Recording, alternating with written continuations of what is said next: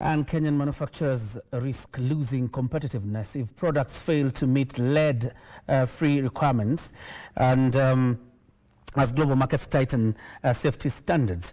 Regulators and industry stakeholders say eliminating lead paint is no longer just a public health concern, but a critical trade and industry policy issue with direct implications for market access, consumer confidence, and the country's manufacturing growth agenda. Trevor Ng'endo with a report. While the use of lead in paint has been phased out in most developed economies, gaps in regulation and enforcement have allowed the practice to persist in parts of Africa, posing risks to both public health and industrial competitiveness.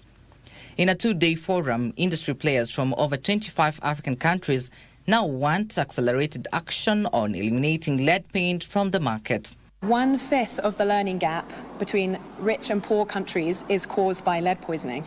So this lead poisoning is causing this permanent impairment to children's cognitive development that stifles their educational attainment and the economic development of the country. We require is to have the appropriate policies and regulations in place so that we're able to keep track of the issues, ensure that the relevant institutions are addressing them, and also ensure that industry, especially the manufacturers, get to know of what should be done so that we don't have unsafe products being put into the market.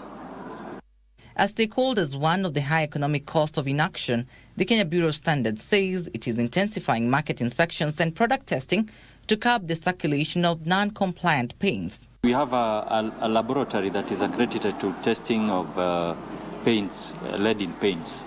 So that one we have the capacity. Whatever we have found that did not meet the limit, we were able to seize and take enforcement actions, and we are working with the manufacturers, that concerned manufacturers, to be able to for them to take corrective action. Enforcing lead-free standards, they believe, will protect compliant manufacturers who invest in quality and safety, but are often undercut by substandard imports and informal producers.